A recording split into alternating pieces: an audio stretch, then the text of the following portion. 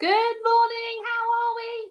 Welcome to session 3, where we're looking at the development of people from the Stone Age, right at the beginning of the Stone Age, all the way through to the Iron Age. Now, we've done 2 lessons on the Stone Age. We've looked at kind of the Old Stone Age, all the way up to kind of the latter Stone Age. And we've looked at how that period of time developed and how they use technology. We looked particularly last week at the mining of flint and flint knapping and the impact that that had, and also the impact of settling. And if you follow the book club on a Friday, that is an overwhelming theme as well in that book, which is about prehistory, of the concept of this moving around, being a hunter-gatherer, and then this development into being a settled people and not moving around after animals to hunt or fruit to gather, and actually settling down. Now, we're going to move on this week to looking at the Bronze Age. So we're going to look at a little bit further about how things in this prehistoric time altered and developed by developing by the Bronze Age, by going through the revolution in the use of bronze. Now, the Bronze Age didn't happen everywhere, but we're going to look at what the Bronze Age was, what bronze is, and the impact that it had on our development in society. So that's what we're going to look at. So hello to everyone I can see joining us. So Jack and Jaden and Lene and Edward and Isabel and Alicia and Belle and everybody else that I can see who is also over on YouTube, and everybody watching on Catch Up. Now, our first session, our first activity rather, is can you grab a piece of scrap paper? And if you don't like writing, you can just talk it through. But if you do like writing, then this is a good way of just jotting your ideas down really quickly. What I want you to think of is that change. We started looking at the Old Stone Age, or the Paleolithic, and then we ended up in the New Stone Age. Can you work out or write some words under each heading of what you can associate with each period of the Stone Age? So what was life like in the Old Stone Age, and what was life like in the New Stone Age? How many things can you get? And we finished last week by looking at what we thought had the biggest impact during the Neolithic era. But can you remember all the things, all the features of the Old Stone Age? What were the features of a New Stone Age? So either jot it down on a scrap bit of paper, words and phrases, pictures, and you could just talk about it at home if you wanted. Are you ready? Off we go.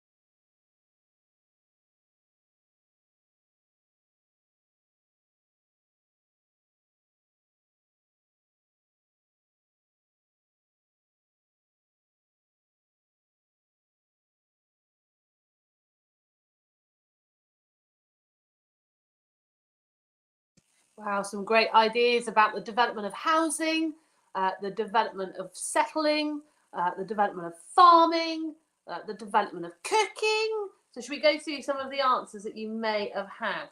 So in the Stone Age, in the Paleolithic Stone Age, we had those simple tools from stones. Remember, they were just sort of almost like big hammer stones, just big stones. And by the time we get to the New Stone Age, we have this development in stone tools. So they're still using stone tools, but they're using flint to develop arrowheads, to develop bows, to develop hammers with handles. They're mining, so they're mining flint and other materials, other stones that are similar to flint. The homes, so well done, that we see in the Old Stone Age, the suggestion that they had sort of temporary homes with maybe some bits of wood pole that they'd fashioned out of some tree trunks, with some animal skins, maybe in occasionally sort of seeking shelter in caves, and very much a nomadic lifestyle, so sort of moving those homes from place to place. And then rectangular houses, that wattle and daub technology, and then domesticating animals like dogs, homes became very, very different. Food, so we started off hunter-gathering and eating sort of anything we could find that was not that was suitable, and meat. And then by the time we get to the Neolithic era, do you remember those pictures we looked at last week, where we started to actually develop the concept of agriculture, where we grew our own crops, and we grew our own berries, and we grew our own fruit, and we grew our own cereals like wheat, and then the development of actually capturing and keeping animals in pens so that you didn't have to go out and hunt them. And then clothes, we've got sort of in the old Stone Age, the animal skin, the animal fur. Still wearing animal skins, particularly in winter because they are warm, but we talked about the fact that there was a slight development into weaving cloth in a very rudimentary way using kind of sheep wool, so sort of spinning it using stones and then really very simply weaving that cloth, fibres into a loom. How they made arrows, good question. So we looked at that last week. It's literally just finely chipping away at little flakes and shaping those special stones like flint, and they gradually chip away and chip away and chip away, and you have a really you can then fashion a really thin arrowhead. Now, at the end, I said to you last week, what do you think was the most significant change? What do you think had the most significant change? Now I'm going to ask you to think of the opposite. What do you think potentially wasn't that important? What do you think was the most insignificant change out of all of these things? So it could be that actually you don't think the development of tools was that important. Well, if you thought that, then why? Maybe you think it might be the homes and houses. Maybe it might be the domestication of animals, or the development of agriculture, or the clothing. What do you think was the most insignificant? So not the most important, the least important. What do you think had the least important impact on our development? No right answer. Remember, it's the skill of interpretation. And so therefore it doesn't matter as long as you can explain it. So homes, the development of more complex homes, somebody's saying that they think that may be the most insignificant. Well, why? Well, I suppose temporary homes work in the same fashion. You could argue maybe it's the domestication of animals like dogs, so they were good for hunting and keeping us safe, but potentially not that important. Maybe the clothes, maybe that had a less impact, the development of what clothes we were wearing. But yeah, that's a really interesting thing. So when you think about what's the most significant, also try and think about what's the most insignificant, or what has the least significance. And it doesn't matter what you say. So if you think it's the development of tools, then you need to explain why. Or if you think it wasn't really very important, the development of clothing, you need to think about why.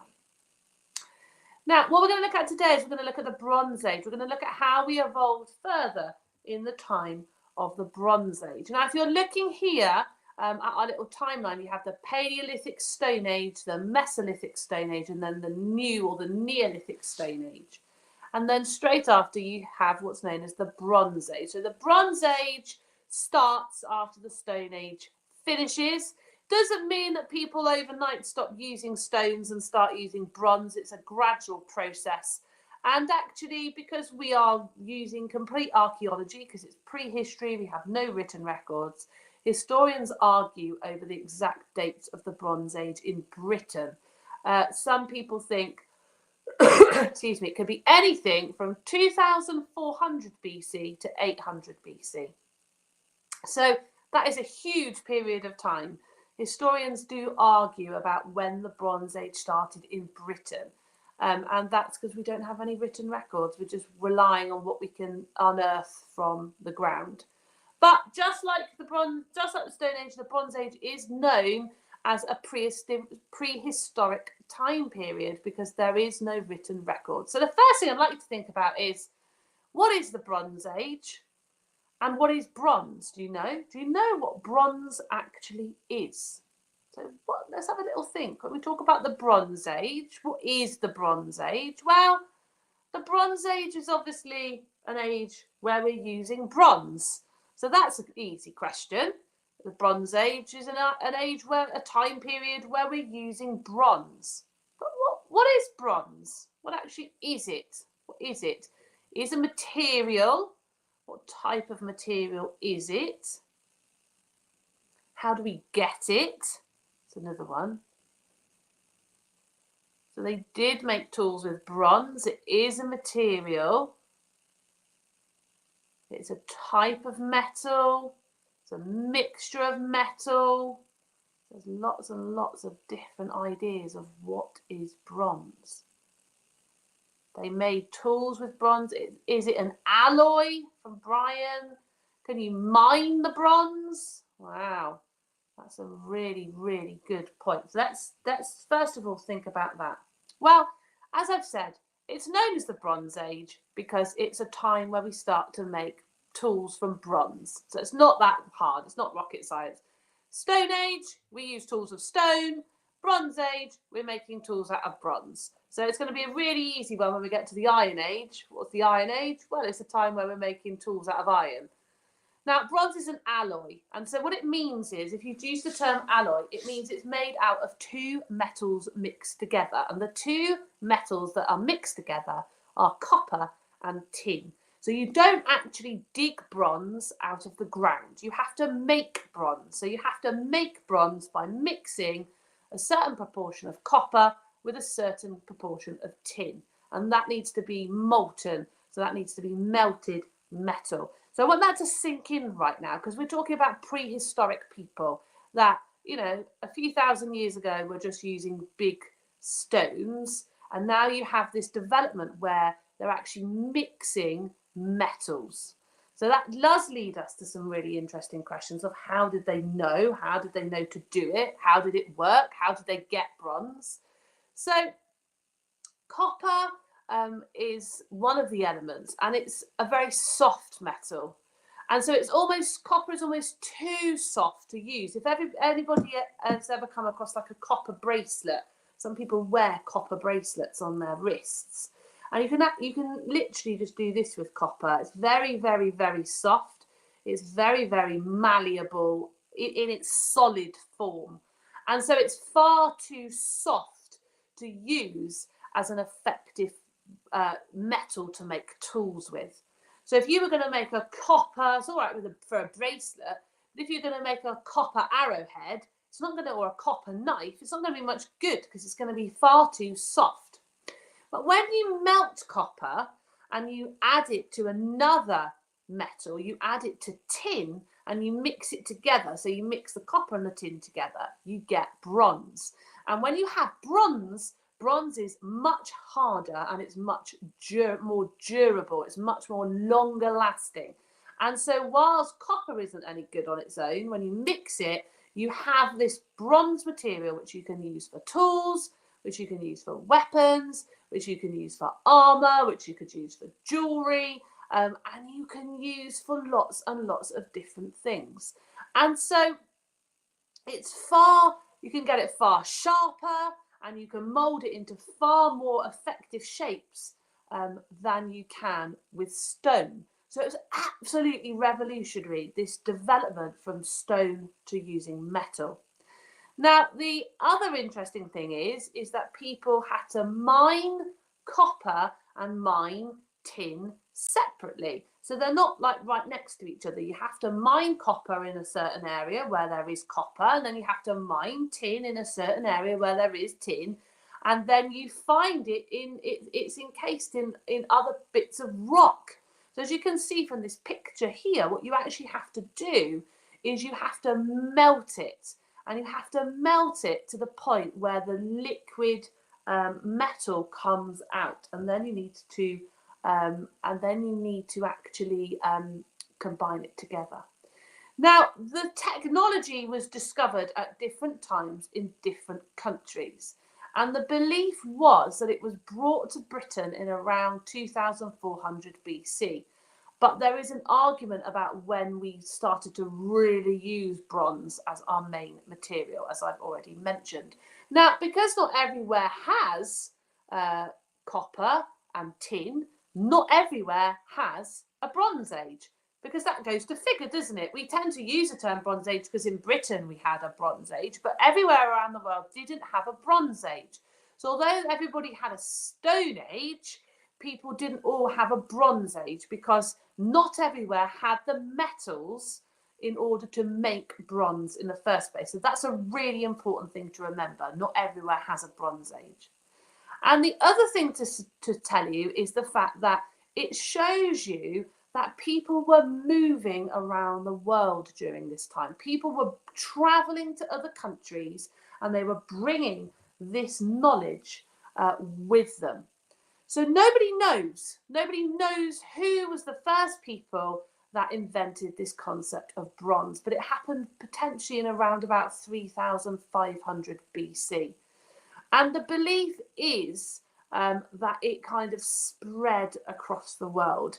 And so most historians kind of believe, their interpretation is that it started the use of bronze in Asia. And then it kind of, as people travelled, you can see here from the little red blobs on the globe, on the map, that it actually, these are the sorts of places that they think it kind of first developed and became really important, starting in Asia, and then it gradually trips over as people travel. And then as people then finally get to Britain, we then have this knowledge of a Bronze Age. Now, someone was mentioning Egypt. Egypt is a civilization that's absolutely known for its use of bronze. The Indus Valley, ancient Sumer, the Minoans, and as I said, lots of other places in Asia, lots of the dynasties around of Asia. So how did it get to Britain? Well, nobody really knows. Lots of people migrated to Britain during the Bronze Age. Some of the thoughts are that it came from a people called the Beaker people. And that's how they're known. They made these lovely, lovely beakers. Can you see these beakers?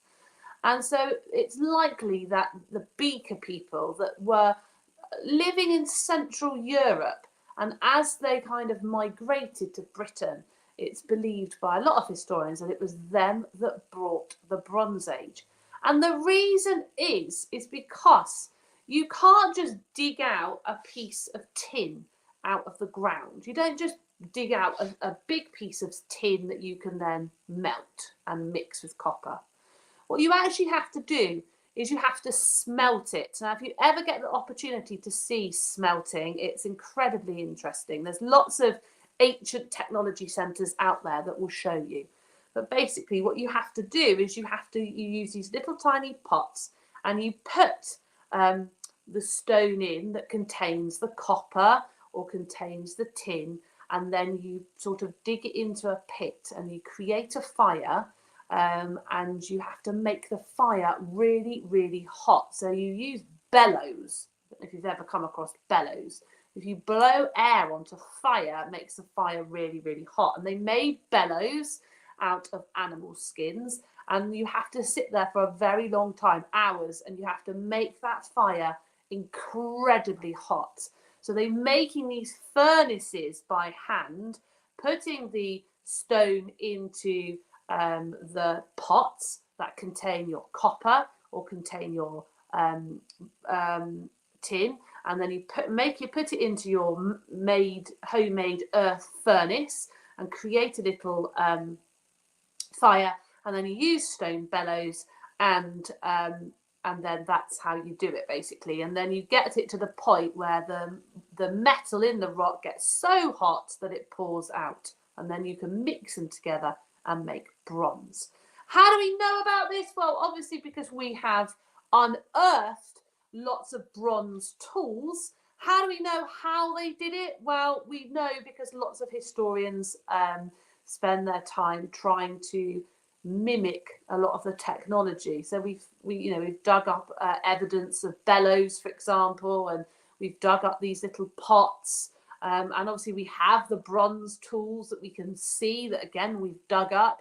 And then there's people known as experimental historians and experimental archaeologists, and they spend their time trying to emulate these processes. So I've actually seen the smelting and creation of bronze by somebody that at an ancient technology. So it's known as Butser Farm. So if you're in the southwest, then go and have a little check out of that one. But they're all over the country, and you can go and you can see people using these methods in order to create things like they would have done in prehistory. But how do you actually know? Well, we don't really, because we don't, and this is what makes prehistory really hard, because we don't have any written evidence. They don't go, today we discovered bronze, this is how we made it, and this is what we did. We have to very much just use archaeological evidence and experimentation, trying it ourselves. But it does work.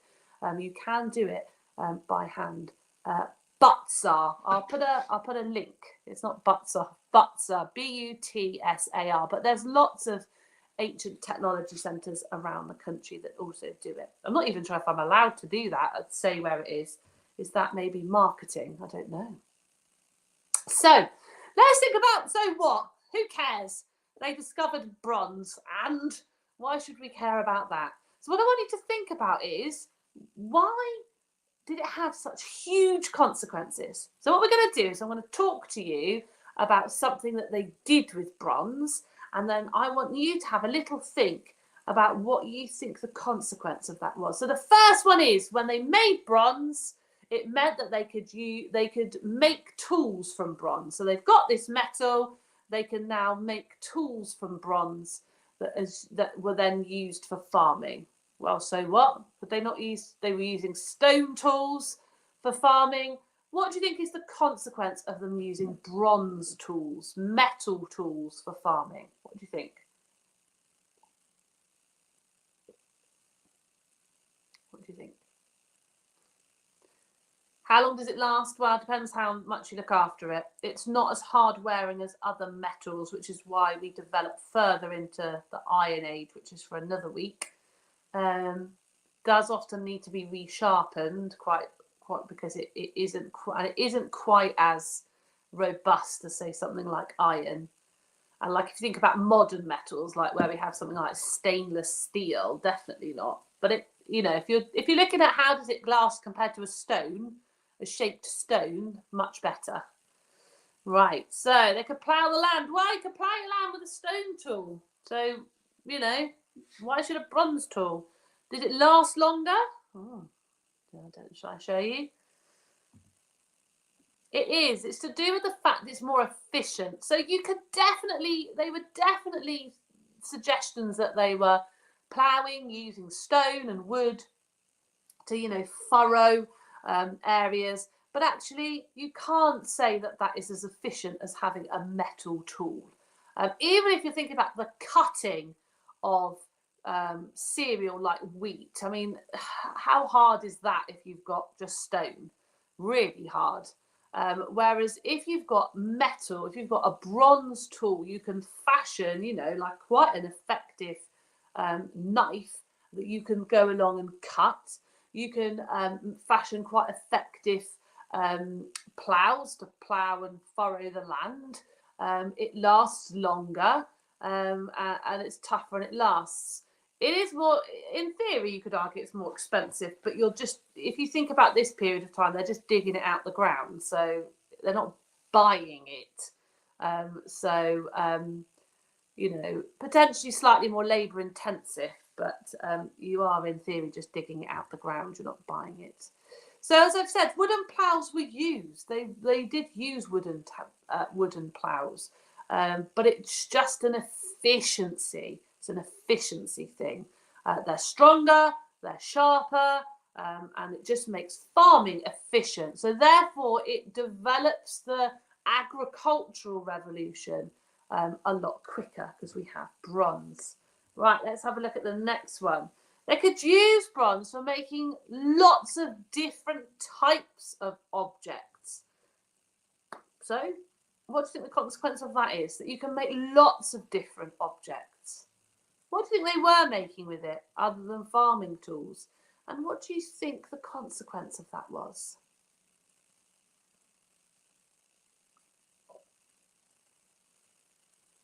So it could save time, could make them, they could trade, they could have lots of better tools.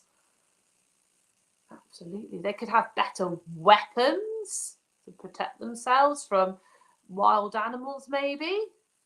Absolutely. But yeah, that's basically it. They just have better stuff, better cooking equipment, better jewelry, better farming equipment, better knives, better tools. They're all of a much higher quality. So they basically have just better stuff because they have the Bronze Age. Now, the other thing that they do, because they now have Bronze Age tools, is it actually allows them the technology to make better boats. Because if you think anything that had been fashioned together before is fashioned with a stone and some wood.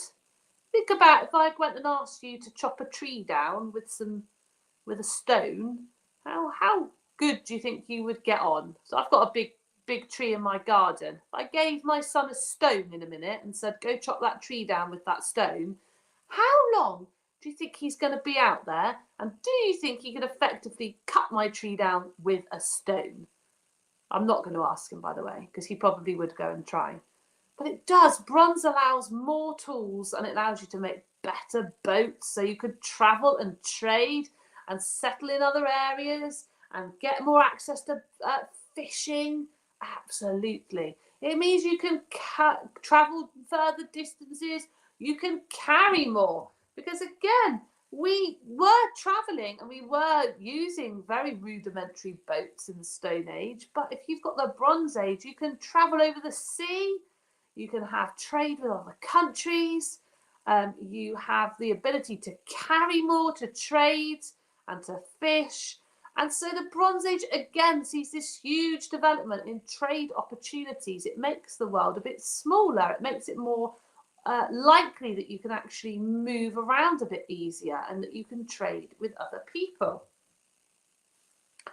The other thing that the Bronze Age does is it makes people become more skilled. So I don't know if you've ever heard of a blacksmith which works in metal. And so they like shoe horses and they repair metal things. Well, the Bronze Age is the start of that concept of a trade. So you have bronze smiths and they are the person in your village that would make you your things out of bronze because it is quite skilled in order to be able to smelt it in the first place, to be able to mix it into the right quantities and to then be able to cast it into molds. Because when you have in your beaker your molten metal, your molten bronze, you then need to cast it into some sort of mold, which you would make out of clay in most instances. And so you would have your mold of your arrowhead, for example, and you would pour that molten metal into that mold. And so it becomes quite a skilled thing for people to do. And so large settlements had their own bronze smiths, and then there were bronze smiths that would just travel around and help people in sort of smaller tribes and smaller villages. But it meant that people were able to farm more food, to clear more woodland, to develop their settlements. And this, as a result, means that the Bronze Age sees the population dramatically increase. It also, back to our looms that we talked about the other day, about trying to weave cloth out of the wool of sheep. It also means that it's possible to make bigger sheets of cloth because you can actually create larger looms and you can weigh down the wool with kind of bronze weights. Excuse me. And it means that you can then weave cloth a lot more effectively. And also there are some archaeologists have dug out wheels, so bronze wheels. Now, not many. Wheels become far more widespread in the Iron Age, which we will look at in next week. But wheels, again, people start to have the development of wheels in the Bronze Age. And also this kind of idea of taming horses and moving goods around and using horses develops from the development of bronze. So let's have a little think. What have you learnt about how life changed in the Bronze Age? So let's think, true or false. Did every continent experience a Bronze Age? Yes or no? So did every continent experience a Bronze Age? What do you think? It's false. And that leads us to this question about how long did the Bronze Age last, which is something that Liz has just asked. Depends where you are, because some places just never have a Bronze Age at all, and some areas have a Bronze Age incredibly a lot earlier than we do, up to 1,000 years earlier than we did. But also historians argue about the Bronze Age. So you can go and look up how long did the Bronze Age last in Britain, and dependent on the historian you're reading about or the archaeologist you're reading about, the dates will slightly differ. So in answer, I can't really answer that question. I might have accidentally now just given you the answer to this one. Oh, silly me. Places that did have a Bronze Age had their Bronze Age at the same time. Egypt absolutely had a Bronze Age. What was that one? Did they have their Bronze Ages at the same time? No, they didn't. I accidentally gave you that answer, and that's why it's really hard to pinpoint what you would deem the Bronze Age dates-wise to be. So many places, particularly in Asia, had their Bronze Age way before us. The migration of people caused the Bronze Age to spread. How do you know what areas have a Bronze Age? You look at the geology. Did they have copper and tin? So that's one answer. Another answer is archaeology. So archaeology digs out bronze tools out of the ground. You know that area's had a Bronze Age. It absolutely is true. It was possibly, but not definitely, the Beaker people that brought this knowledge to Britain. We don't really know, but it's the assumption that we're making because we see the Beaker people had these particular designs on their beakers, and we tend to see when we're doing archaeological digs that the beaker, we see evidence of the beakers around about the same time as we see evidence of bronze. So therefore, that's why archaeologists have put those two things together, but we don't know. Bronze is made by combining tin and copper. Is that true?